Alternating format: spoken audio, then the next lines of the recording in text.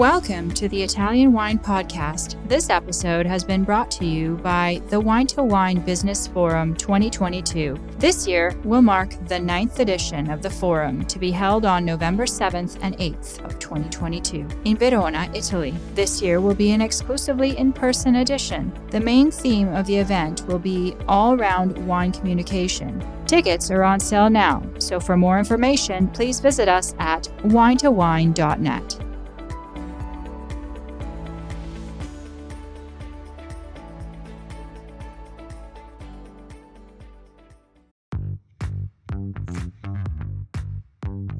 Welcome to this special Italian Wine Podcast broadcast. This episode is a recording off Clubhouse, the popular drop-in audio chat. This Clubhouse session was taken from the Wine Business Club and Italian Wine Club. Listen in as wine lovers and experts alike engage in some great conversation on a range of topics in wine. If you enjoy listening, please consider donating through ItalianWinepodcast.com. Any amount helps cover equipment, production, and publication costs. And remember to subscribe and rate our show wherever you tune in.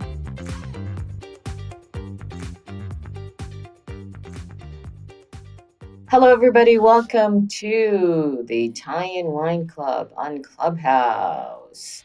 This is the Ambassador's Corner, our usual fire chat session with one of our Italian wine ambassadors. And today, our Italian wine ambassador, actually, he's a new Italian wine ambassador, is Pablo. Ciao, Pablo. Pablo Fernandez. Ciao, Stevie. Ciao, everyone. Hi. This is so exciting because actually, I think, Pablo, we've met each other on Clubhouse first, right? Exactly, yeah. I think I'm following Yes. this room since day one, I think. Oh, excellent. Listen, Laika, can you tell us how many have we done so far? Laika, of course, is our Clubhouse backstage manager. She just got married again. Congratulations. Laika, come back. Hey, okay. Are you still I'm married? just opening the file. Yeah, I'm still married. You're still married? I'm actually happy that the background music is not working well because that cringy clap. Oh, come on. Oh, my goodness. Margarita's going to be so upset. I can't believe you said that. Anyway, so there's it's the 60th episode so far. Oh, my goodness. That is amazing. So, Laika, of course, is our Clubhouse manager. So, Pablo, listen, do you want to tell us a little bit about yourself? You're actually an engineer, right? And where are you from, first of all? You're from? I'm from Florianopolis, Brazil. And Florianopolis, Brazil. Say that 10 times fast. Florianopolis. How do you say it in Brazilian, I guess? Florianopolis. Florianopolis. Okay. And whereabouts is that in Brazil? This is southern Brazil. It's close to Argentina, close to Uruguay. So it's a subtropical place. So it's different from the rest of Brazil. We also have wine regions here. So it's very interesting one. Mostly sparklers, right? Or no? Yeah. We have sparklers. But here, especially in the States here, which is called Santa Catarina, we have also white and red wines very good because we have altitude here. So even snow here during the winter. So it's a very interesting new region. So, hey, did you attend the event that Vinitaly organized in Brazil recently? It was in that part of town. Yeah, I was there. Wine South America. It's like a 7-hour drive here, which is close for Brazilian standards. And I met Gabriele Gorelli, so it was amazing. Oh, great. I'll see him actually the day after tomorrow. So he's organizing, of course. He's many tastings, and I'll be attending. I saw him the other day, actually last week as well with Shensa. But I'm glad you got to get a chance to meet the very first master of wine from Italy, Gabriele Gorelli. He's such a nice person and very smart as well. So that's fantastic. Okay, so Pablo, tell us a little bit about yourself before we get into it. So I have a background engineer, but in 2019 I decided to take a sabbatical from my career, and I went to Europe and especially Italy. So I was thinking about what to do, and when I stayed this month in Italy, which was only a month, I stayed almost three. So I decided that this is what I want to do, like something related to Italy. So when I returned to Brazil, I started to study wine, and then the pandemic started or happened, and then I started to formalize my study in wine. So got WSET and Italian wine scholar and other courses. And in 2022, I started my diploma, and I tried the Veneto International Academy's Italian wine ambassador in London, which I passed. Woo! So, and now Woo! Woo! Wait a minute, hold on. Whoa. it's unexpected, but anyway, I was there to try and I passed. Yeah. Listen, Pablo, but you knew something about wine before, right? Yeah, Before the pandemic. yeah. I had a wine club with friends, and I did some harvests here in Santa Catarina, also 3 years, following the whole cycle. So, but it was just a passion, not something that I was pursuing at the time. So, but yeah, I had So, is this like your decision to abandon, your engineering career? Was that like a midlife crisis or what? definitely a midlife crisis. Definitely. I don't know if this is also therapy, but yeah, definitely. But are you over that lump, or are you going back to being an engineer, or you want to do wine full time? I'm not sure you can make a living doing that. Yeah, Most people do it as a hobby. yeah, it's not an easy task, and also it's not a smart thing to transform your hobby in work, right? But yeah, I think I'm still working part time with engineering. I do some consultancy in contracts and contract management, project management, which is my background. I used to work with implementations of big and energy power plants. But wine is my passion. I'm developing a program of Italian education here, and I really I would take the VA educator, which is I want to bring the Maestro courses here, and yeah, I strongly believe that we have a lot of potential for Italian wine here, and I think that there's a potential also for education and experiences in Italy. We have a lot of Italian heritage here in Brazil, so. That's fantastic. We are so happy to have you on board, Pablo. Thank you for doing that. So tell us why you selected Angelo Valvaglione as your favorite producer today. Well, it's a funny story because, as I said before, I took a sabbatical in 2019. I ended up going to Italy, and my month in Italy became three, almost three. So, and what was supposed to be just a weekend in Puglia turned into a 3 week trip. So I made a lot of friends there, met a lot of people. So I fell in love for the food, for the culture, and Puglia became my favorite region. And so with that, one of these friends that I made there is a cheesemaker in Altamura, Vito Di Cecca. Mm-hmm. He was going to show his cheeses in a party at Varvaglione. So he brought me there also. And then I met Marzia, I met Angelo, their parents. I felt so welcome there. I loved the wine.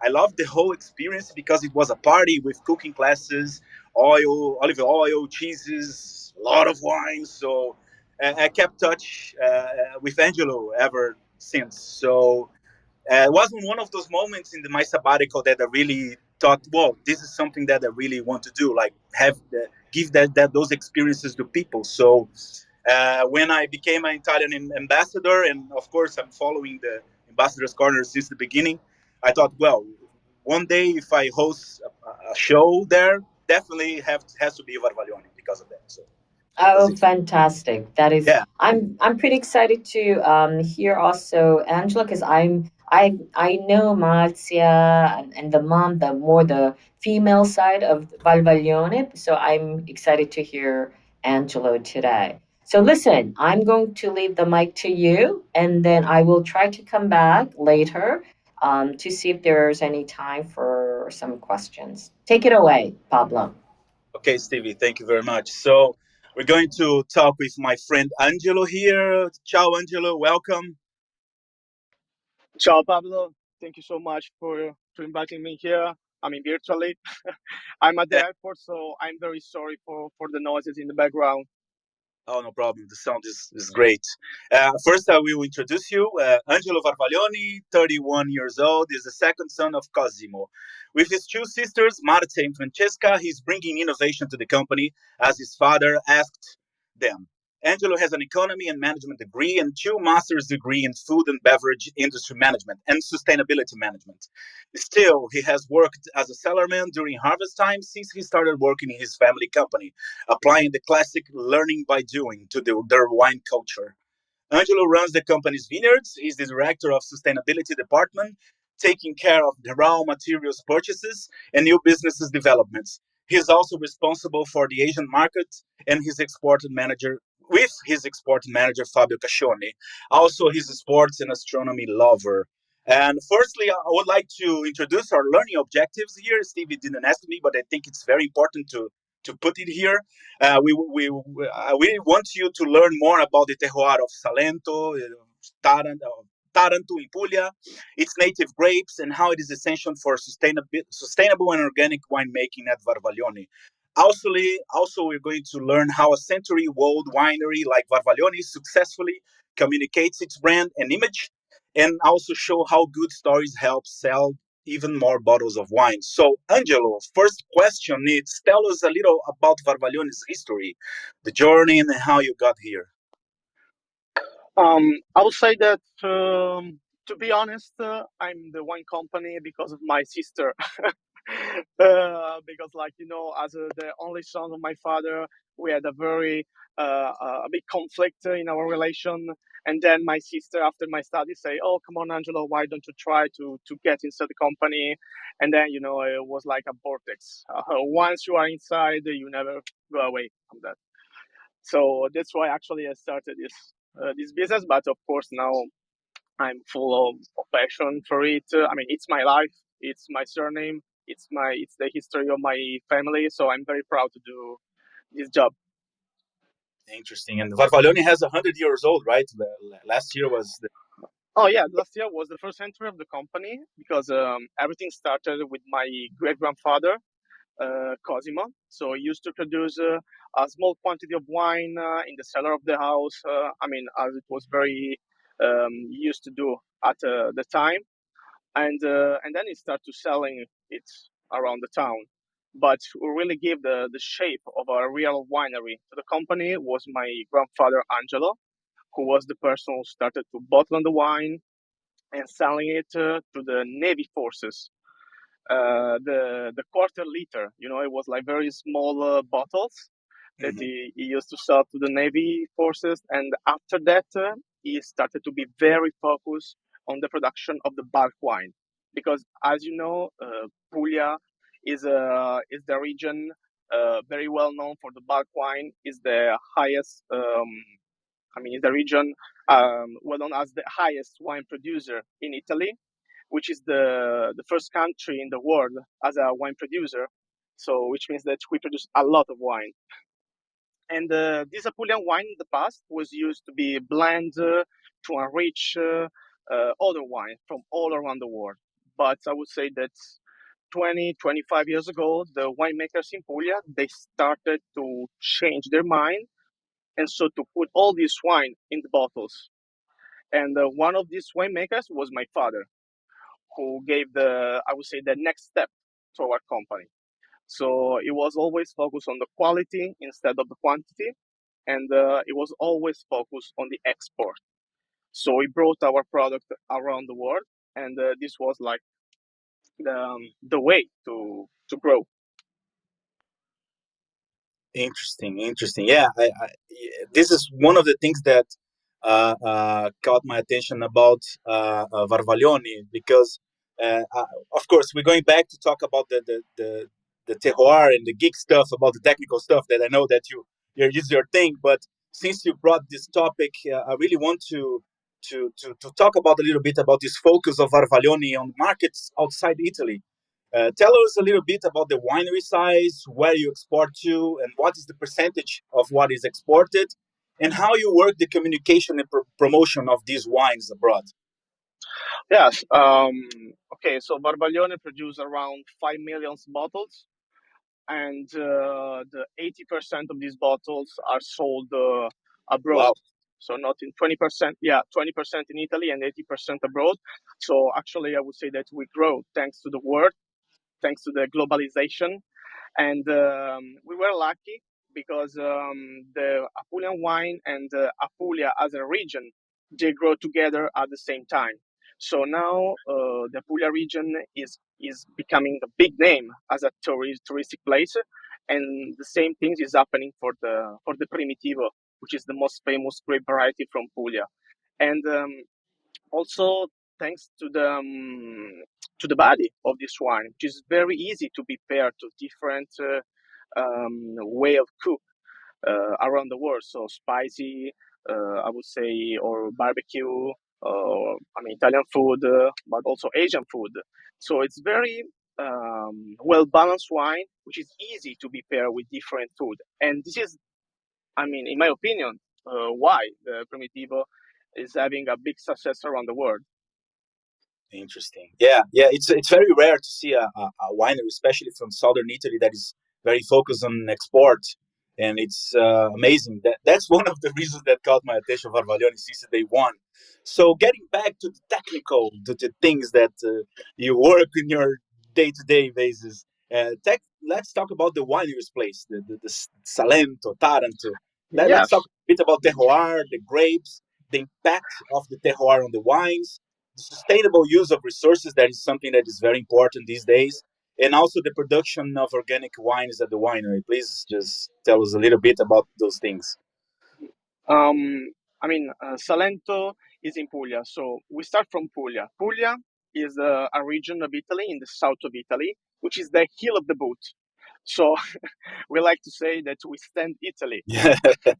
because from an agriculture point of view, Puglia is very important in Italy. And then we have the Salento, which is our small area. Salento is the southern part of Puglia, and Taranto is in Salento, which is our city. And the story of Taranto is very beautiful because it was the first and only colony of Sparta. So Interesting.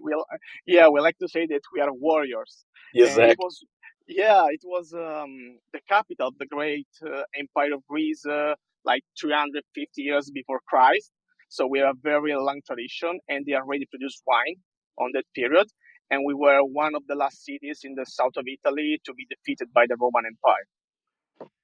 So we have a very, very old story. And speaking about the terroir is very, generally speaking, is made by 25-30% of silt, 30-35% sand, and 35-40% of clay. So it's very well balanced soil, very, perfect for the vineyards. And but the most important condition that we have is the wind. The wind has a very important role in the quality of our grapes because it's very sunny, it's very hot, it's very dry. But thanks to the wind, we have a very we have a perfect temperature range, which, as you know, is very important in the Yeah. in the vineyards. So, which means that during the day we have a lot of sun, which gives a lot of color and tannins to our product. But at night, we have always wind from the north, which make the temperature go, below 20-90 degrees. So, which is very perfect. So the plants, the vines can breathe Hmm. and can bring all the product to the right ripeness. Hmm.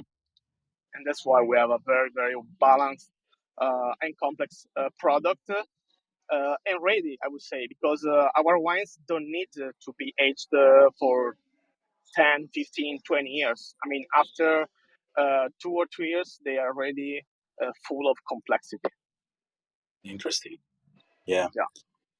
So you And, talked a lot about Primitivo, but also you have other grapes there, oh, right? yes. Oh, yes. Of course. We have a Negramaro, which Hmm. is a combination of two words. Negro from Spanish, which means black, and Mavros from Greek, which means black. So black, black. because of the skin of the grape, because it's very deep. Also, in fact, the color of the Negramaro is very, very deep and beautiful, in my opinion. And also, we have Verdeca, we have Fiano, which is a typical white grape variety from the south of Italy. We have also the Malvasia Black, we have the Aglianico, which is well spread all around the south of Italy. And yes, this is the most, I would say, famous grape variety that we have in Puglia. Mm-hmm. Also, I just noticed that was even in a story on the Italian Wine Podcast that you guys just released a rosé from Susumaniello, right? Oh yes, Susumaniello is the name of this moment, I would say. So it's becoming big because we have a very small quantity of grape spread around Puglia, and everybody want to make Susumaniello wine. So now we are Oh, fighting, really? yeah, among Ending now. wine producer. Yeah. And in fact, because of this, we are now growing by ourselves our Susumaniello. So in the next, I would say 3-5 years, we will be able to produce only by ourselves the Susumaniello that we need for our bottles. Interesting. Yeah, which is, I would say that also. Sorry to interrupt you. I mean, Susumaniello is in between the Primitivo and the Negramaro. Okay. Because the Negramaro is very elegant, it's very gentle. Primitivo is a full body wine, very strong. But the Negramaro is more flavor, more elegant red fruits. And the Susumaniello is exactly in the between of the two. So with a nice body and a very nice bouquet. Yeah, it's this alternative to make rosés wines besides being a Negromaro. Usually in the southern Puglia, they do a lot of with Negromaro, right? So Susumaniello is different. I think it's an interesting name also. So it's a cool name to say. So I don't know, just saying down here. Yeah, Susumaniello comes from Asinello, which means little donkey.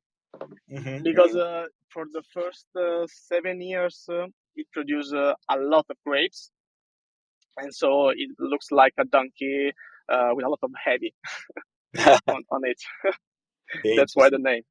Yeah. And it's also related to Sangiovese. It's one of the sons of Sangiovese, Sangiovese. So, yeah. Speaking of wines, we are. I don't know if it's still in harvest season there. I don't know if it's anything like maybe Aglianico. I don't know. We're in October. Anyway, talk a little bit about the 2022 harvest and your expectations about it. What can I say? In my opinion, it's the best harvest of the last 6 years because I started to make the harvest 6 years ago. for my father, it was one of the best of the last 20 years. Because the weather condition was perfect. I mean, we have decrease of the production by 25-30% this year, but so the juice is more concentrated, but the vines were very, very healthy, so we didn't have disease because of the wind. We have for 2 months winds from the north side, which is dry and cool, so the leaves were dry. So I mean, the quality of the grape was perfect this year. Things that we have some fermentation wine which are on 17.5% of alcohol. It's crazy. Yeah, it's beautiful. And but of course, this is not I would say a normal condition because it depends because of the climate change, of course. Because this is the second year that we have a summer very, very, very dry, and of course this is not good because you can have 1, 2, 3 harvests. I mean, like this, but after 5 years with no rain, I don't think that we're gonna have a market anymore. Yeah. And it's interesting that you brought this up. That's one of my questions. The comment on the climate change impacts on Varvaglione and how Varvaglione is preparing to live with it. And we cannot say in the future because it's already here, right? So, how you guys are discussing this and are preparing, and tell us a little bit about that. Yes, I mean the only way is to use technology because the climate change is real, is happening. the level of the water under the soil decreased by 30%. Wow. For sure, we need to reduce the waste of the water. I mean, the level of the water decreased by 30% all around Italy, not only in Puglia. So this is Hmm. a global problem. And we need to reduce the waste of water first, of course, and the impact of the grape production on the environment. So, I mean, being organic, reducing inorganic in a green way. Hmm. But of course, to do this, the company needs investments, and so it's not easy. So what are we doing? We are investing in technology, so weather station, smart sensor all around our vineyards. Hmm. Very Uh, precision agriculture. So the yeah, it uh, is. I mean, because it's very monitor. important. Sorry. No, it's very important to collect data because Hmm. it's not like in the past, where you used to do something, so you do it. No, now every year it's very different from the previous one. And so, if you want to have a forecast, you have to collect a lot of data and to be ready in order to reduce the risk of the climate change. And there was a very interesting convention in Rome. It was called Vines on the Space. Hmm. And basically, they are doing some experiments on the vines with no gravity. Oh. Yeah, it was something. I mean, sounds like super interstellar movie, but it's something that they are doing, and it was very interesting because without the gravity, the external parts of the cells of the vines changed, and this is because all the alive things on this planet, they have something called self-guide evolution inside the cell, which is something that push you to survive in bad condition, to adapt Hmm. to all the condition in terms to survive. And the scientists thought, okay, we always see everything changed because of the climate, because of the temperature, because of the sun. But what happened if we change the gravity? So without the gravity, this self-guided evolution was pushed very fast. And in a few days, the cells of these vines, I thought it was French vines like Cabernet, something like that, which in few days changed the cells. And these experiments are made in order to prevent the climate change, the new disease. And Hmm. it's a very interesting topic, but it's something that is already happening. So I don't know. I believe in the scientists, in the science in general. So I'm okay. I And feel I feel good about it. we have to try everything, and we have to be fast because it's already happening. So True. yeah. So this is experiment very valid because you know the climate change is here. So yeah, interesting. I didn't know about that. Interesting. Thanks for bringing this up. And let's change a little bit the topic, the technical to the marketing and the communication. Because one thing that caught my attention at Varvaglione is the beauty of the labels. It's so beautiful. Oh, it's very like you have a lot of care with the labels, how you present yourselves in the social media, in the bottles. And this is one of the things that caught my attention when I met you guys in 2019. Like you have that wine, Dodici Mezzo, and have a lot of sublines, bio, collezioni, fashion edition, which is different ways to communicate your wine. So talk a little bit about these various lines of wines, how you define this way of communicate, and how this impact the sales and the brand awareness. I mean, for sure, the marketing is very important because we say that thanks to the marketing, you have the first sales. Then you need the quality to have the second, the third one, and so go on. So the marketing is very important in terms of approaching the final consumer. And in our case, is my sister Marcia, who is in charge in the as a marketing directors. And of course, we are surrounded by smart people who works with us, designers who help us and try to apply Varvaglione philosophy to our labels, to our bottle, which is a mix of tradition and innovation, I would say. And of course, we have different lines. So we start from I would say the medium level, because we don't have entry level wines. So the dodici e mezzo means 12.5, which is the alcohol volume. So that's why the name dodici e mezzo, and is our best seller. So thanks to the dodici e mezzo, which is a line that we create for people who are not that much into the wine, so they are having the first approach to the wine. So they're very easy wines, easy to drink, but very well balanced. But it's also the wine that you can have with your friends during a normal aperitivo. So that's not something complex, just a good glass of wine. This is the philosophy of the dodici e mezzo.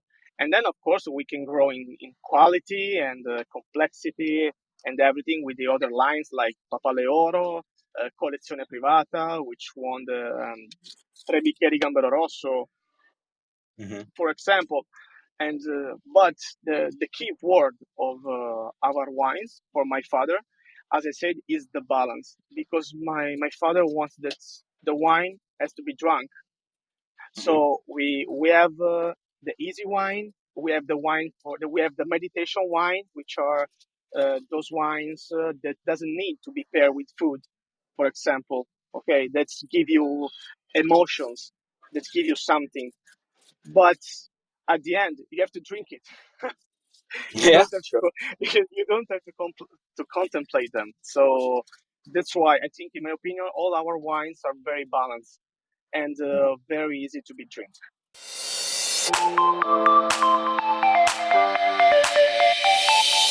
Are you enjoying this podcast? There is so much more high-quality wine content available from Mama Jumbo Shrimp. Check out our new wine study maps, our books on Italian wine, including Italian Wine Unplugged, The Jumbo Shrimp Guide to Italian Wine, Sangiovese Lambrusco and Other Stories, and much, much more on our website, mamajumboshrimp.com.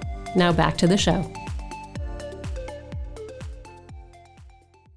Interesting. Yeah, and I have to say, I can easily find Dodici Mezzo here in my town, which is globalization. Here we are, but yeah, it's amazing that it's a very good wine, and for Brazilian standards, it's very not expensive, and it's a very good wine. So yeah, that's why I was so curious, because I think it's the I don't know if it's the most known wine from Varvaglione. Anyway, another thing I want to ask you about is the Papale wine. Talking about known wine, right? I would like you to talk about the story behind this wine name and how that influenced an unusual contact with Vatican some years ago. This is a very Oh yeah. interesting story. Yes, like the Papale was created in the 2008 from my father, because we have a place close to our winery which is called Contrada Papale, or Papale area, because those vineyards were owned by the first and the only pope from Puglia, Pier Francesco Orsini, in 1700, and that's why he chose this name. And then in the 2010, we had another amazing harvest like this year, so he wanted to give more importance to the Papale, and he created also the Papale Gold, Papale Oro, so an upper level of the Papale.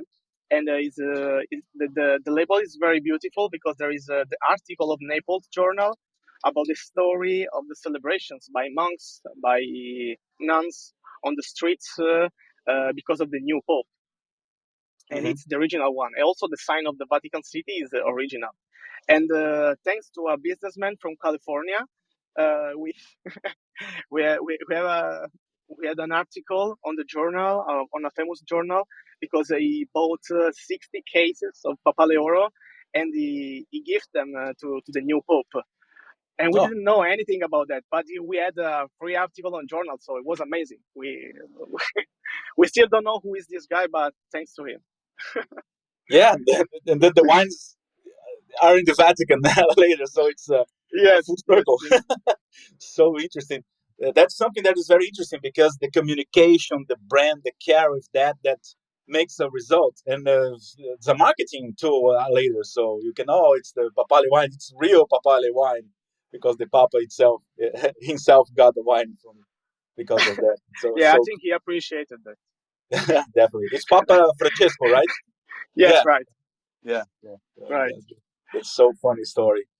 And also, I want to mention the use of augmented reality on labels. That's something that you guys use, right, for the particular line, luxury, right? Yes. Talk a little bit about this. So this label, which is called Masseria Pizzariello, Masseria is our chateau, I would say, but in Puglia we call them Masseria. And so we wanted to dedicate a label to our company for the century, and um, we choose to produce this bottle only from the vineyards of our masseria, and it's a Hmm. blend among Primitivo, Negramaro, and Aglianico, which are the three grapes variety that grow in our vineyards. So of course there is a very high selection on the bunches on each line, and it's a very, as you said, the luxury bottle. And Hmm. so my sister has this amazing idea to add augmented the AR on the label, and with a QR, thanks to a QR code, if you if you use your phone, you can see the different grape variety grows into the label with all the animals like bees and birds all around, and it's follow the ripes of the grapes. So the first is the Primitivo grape, then you have the Negramaro, and the last one is the Yanni. And it's No. very beautiful. Oh, so you just use a QR code. You don't need an app to hear No, it. no, no, no, because the QR code link you on a website. I mean, link on the Oh, website, and then you can use it. But of course, there is. I mean, this is just the first idea. Then you can work on it. There are many new ideas that. I mean, I cannot tell you right now, of course, but okay. it's just the start. I would say it's Yeah. only the start. Yeah, it's just about innovation and communicating different with to try to reach different audiences. So I think it works definitely. So getting a link about this new communication, new ways to present yourself. I want to talk about the video game, wine game that Uh, Varvaglione released this year. How did the idea come about, and what was the game like? And uh, anyway, talk a little bit about that. Yeah, the game was about a way to teach, to improve the culture about the grape, the vineyards, the wine, about to the final consumer. So thanks to this app, to this video game, playing, you had a lot of information about the vineyard first, then the wine production, and then finally the bottling process. And it was very funny because the main character was my dog Ercole, which is the Yeah. guardian, which is the guardian of the masseria. Actually, it's very famous. All our distributors, our clients, our consumers know him because on our social media he's always, all around our pictures. And it was a way to educate the final consumer, and we had a very good response, not only from millennials, not only from Gen Z, but by also from older people, because they're Mhm, very curious, very interested on it, and so we're very satisfied from this project. mhm. Are there any ideas that you guys want to repeat, like this initiative in the future, or do something like a video game again? I don't know. You don't want to talk I, about it, or you can no, talk no, about no, it? no. I can tell you that I don't know if we will use again a video game, but I think it's very important to educate the final consumer, to let him. understand about the quality, about the passion, and about the hard work that you need.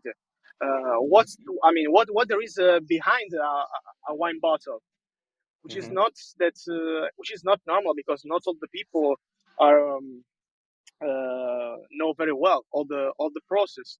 And Yeah. I think that thanks to the education, um, you can you can have something back in sales, but also in brand awareness, but also in wine culture, because I mean, the culture is always something positive, in my opinion.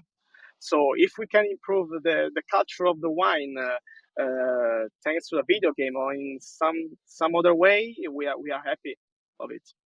Yeah, usually people has no idea how hard work is to produce a bottle of wine. How many months you have to Yes. spend that hard work, all those desperations, cries. Oh my God, it's going to rain. It's not going Oh to rain. yes, Oh, this is the time. So it's very important to people give value to that, not only to the final product. So exactly, yeah, exactly.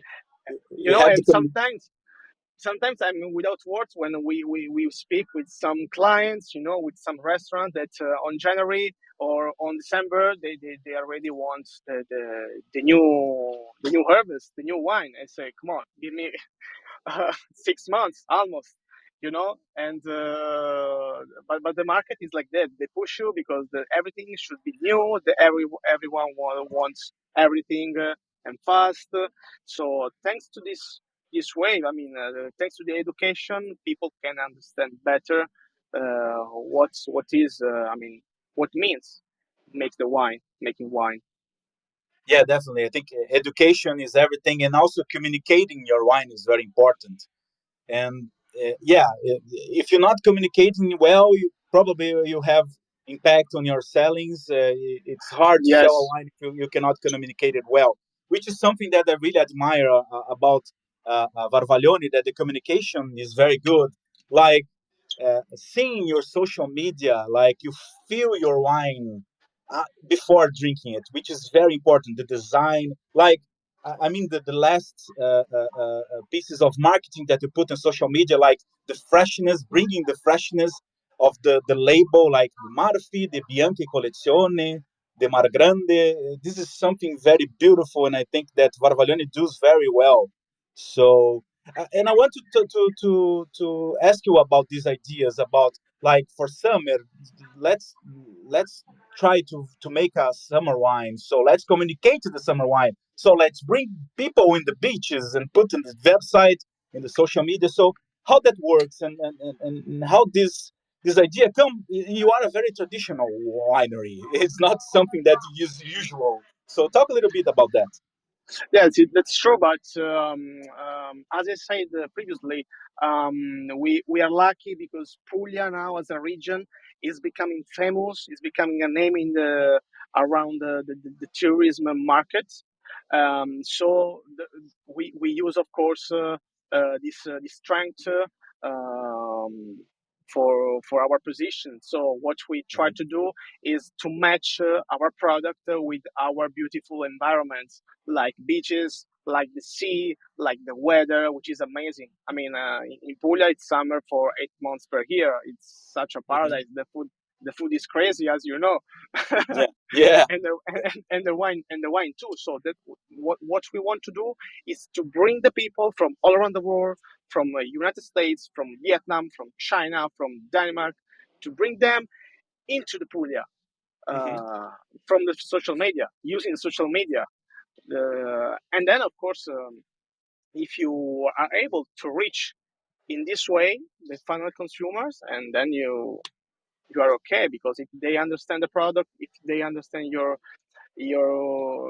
philosophy, and if they see a correlation between what you show, what you communicate, and what you give them, Hmm. it's a win. Yeah, totally. And it's a universal language, right? I think you guys export for all around the world. So I think in Asian markets can understand that. A Latin America market can understand that. Europe, and it's very good. It really makes you try this wine, you know? Oh, do you see that Yeah, those images? Oh, this wine has yeah, something about that. So I really want to try this one. Really makes people think about it. I think it's amazing. It's very good. The work you guys do on social media and in the communicating on the labels and very interesting. And yeah, one more question I want to ask you. With you just brought Puglia. Puglia, it's becoming a big region for tourism. So I want to talk to you about wine and tourism at Varvaglione, about the experiences you have in the winery. So when did it start and how it works? How is important in Varvaglione revenues? It's something that's just in the beginning, or tell us a Yeah, little bit about that. yeah, I would say that it's just at the beginning because it's not well developed yet. Uh, Hmm.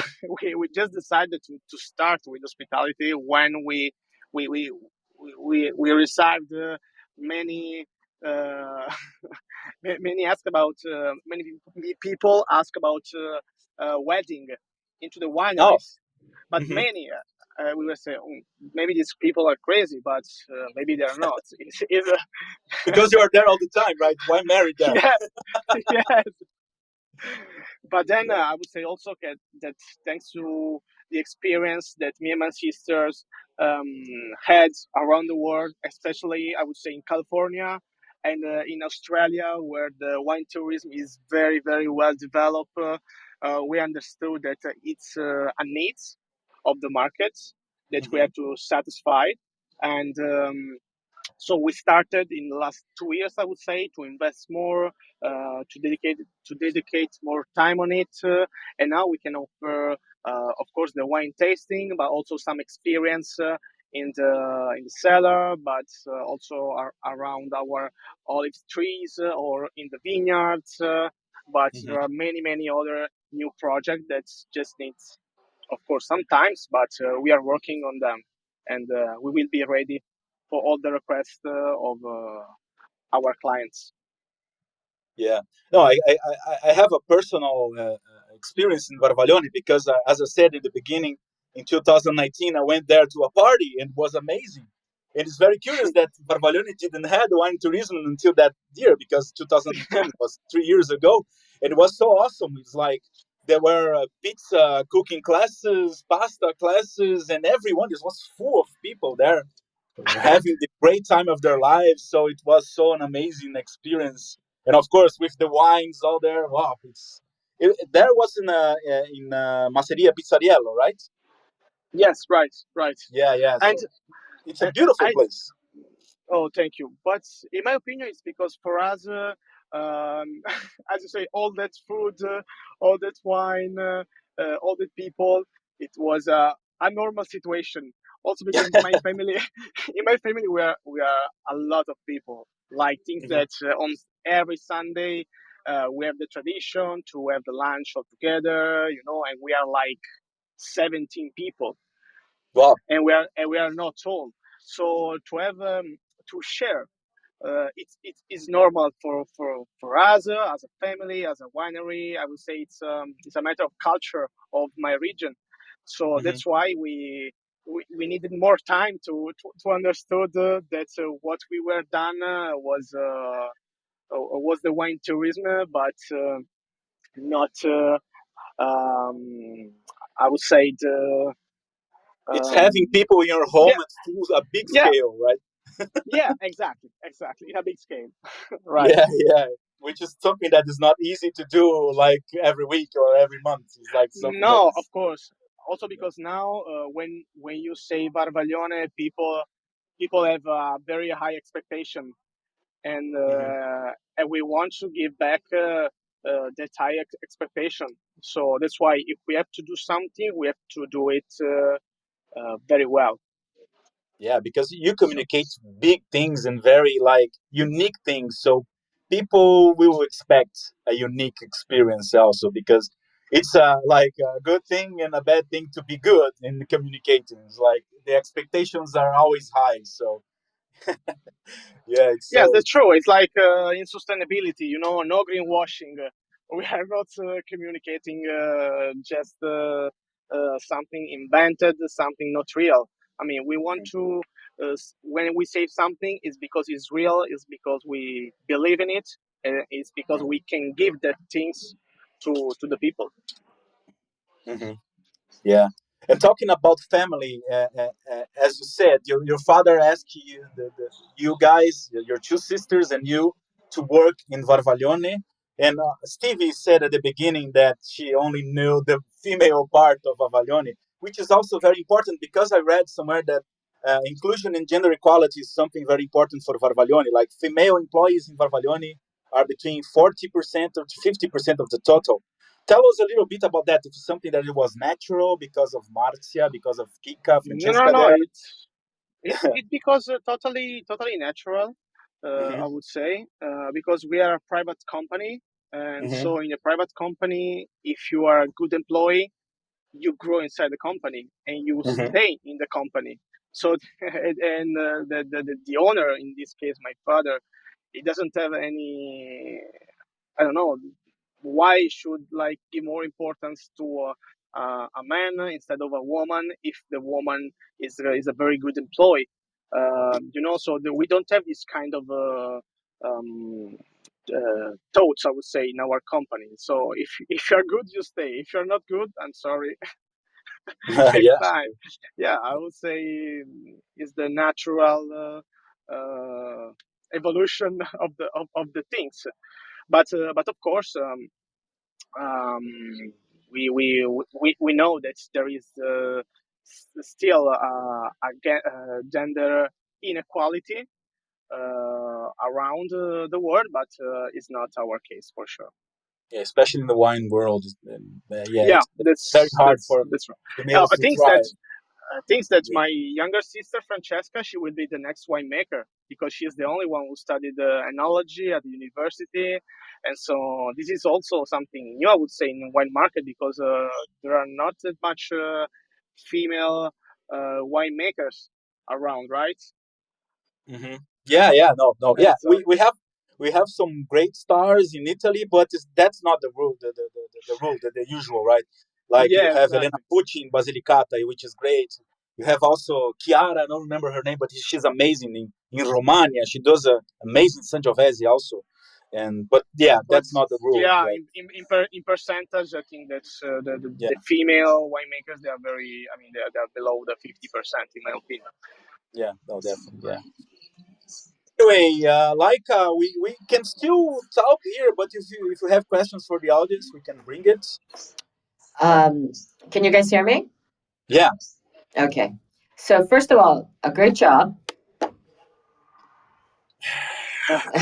Good job. Listen, Angelo, I do have a question for you. So in your family, you have two siblings, Marzia and Francesca. Have you got other siblings? No, we are just three. Yeah, three of us. So and then Yes, your mom's still working in the company, right? yes. She's still company. And Actually, she supports my father, I would say, but okay. So how is it one first of all, how are your roles divided? Who does what exactly in the company? And how do you get on? I mean the roles are divided like that. My sister, she's the marketing director, and she Marzia. Marzia, exactly, and she work also in the sales department in the west side of the world, I would say. So she supports the sales department in the west. Myself, I mean, I would say that I'm the stalker of my father. What does that I mean? al- What, your official That's title is my father's stalker, exactly. I like to stress him a lot, right? and to be with him as Pablo said before. I'm trying to learn how to make the wine by the classic learning by doing. But during the year, I'm the sustainability manager. So now I'm very focused on the sustainability department of the company. Now we're doing Mm-hmm. very big investments on the energy and on water, for example, in the industrial process. And then, of course, also I'm in the sales department too, but in the east side of the world. So more in the Asia market, Australia, New Zealand, supporting our export manager. Okay. And what about And Francesca? And Francesca, my younger sister, now she's in California. She's doing harvest there in a famous winery that I cannot tell you the name. But so Because she's it's a living. secret, or you can't remember? The sec- I have to be Okay, honest. the latter. Yeah. Okay. Because Okay, I that's don't know the fine. name. I thought it was like she was a spy, industrial No, espionage no, going on here. Okay. Oh, you have to learn from the best always. So you have to improve yourself. So it's good that she takes this advantage on the market. So she has the possibility to do this experience. So she's doing this experience, and after California, I don't know if she will be come back or she will go to another winery somewhere. I don't know, but we are happy to and waiting for her in our winery. Okay, excellent. Thank you, Angelos, very much. And Pablo, before I bring Leica on, I didn't ask you the learning objectives because I was saving it till the end. So you oh, tell us now the takeaways. What can we take away from your call with Angelo Varvaglione today? well, we learned a lot about the Salento and Puglia, about the Mm-hmm. wines of Varvaglione and the native grapes and the new grapes that they are working now there, especially Sussumaniello. We also talked about a lot about the communication of Varvaglione, which is very effective, very good in Italian brands. I think it's one of the best, in my opinion.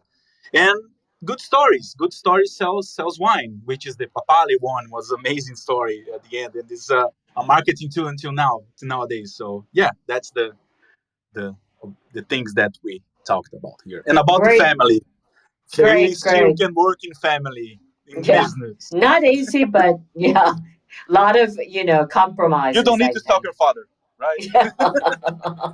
Yeah. Just kidding. Okay, well, Pablo, thank you very much. You can still be the Italian wine ambassador for us anytime. Ooh, yeah. Okay. Thank you, Stevie. I'll No, see it's you an honor. soon. Yeah, I'll see you soon at Wine to Wine, right? You're coming. Yeah, I'm coming to Verona and I'm very excited about it, about the Gista Scholastica. Also, I'm Yep, going to Puglia before Verona. So let's see if I met excellent. my friend Angelo there. Yeah, I'll be So, waiting for Angela, you. okay. And Angela, you should come to Wine, by the way. Have you ever been? Not yet, but Yep. So I will save the save. date. Okay, I will save the Save date. the Perfect. date. Okay, 7th and 8th of November. Okay, I think, Leica, let's bring Leica back on. Ciao, Leica. sorry, I Hi, think hi Ciao. Max will everyone. be a speaker there, right? All Sorry. right, so we're 2 minutes. Okay, from 7.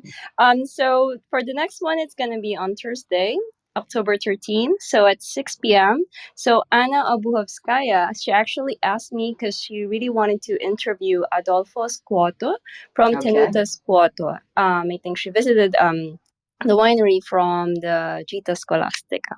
So that's it. Excellent. All right. I love this. I love to connect the dots. And this is what we're all about. So thank you, Leica. See you Thursday. And as you all know, we will be replaying this on the Italian Wine Podcast, where we have lots of following, tons of following. In fact, I think if not tomorrow, definitely this week, we will be hitting 4 million. Amazing. Yes, okay, incredible. So, great work, and thank you all for supporting us. And as we say, chin chin with Italian wine people, and see you next time. Ciao, ragazzi. Ciao. Thank you so Ciao, much, Pablo ciao. and Angelo.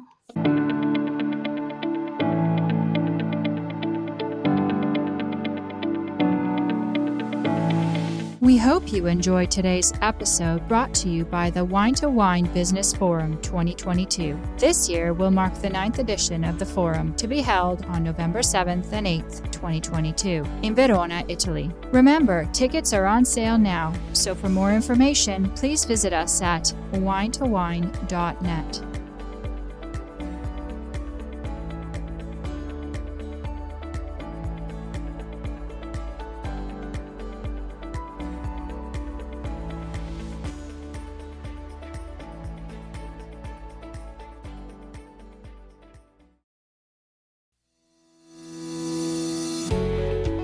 guys, I'm Joy Livingston, and I am the producer of the Italian Wine Podcast. Thank you for listening. We are the only wine podcast that has been doing a daily show since the pandemic began. This is a labor of love, and we are committed to bringing you free content every day. Of course, this takes time and effort, not to mention the cost of equipment, production, and editing. We would be grateful for your donations, suggestions, requests, and ideas. For more information on how to get in touch, go to ItalianWinePodcast.com.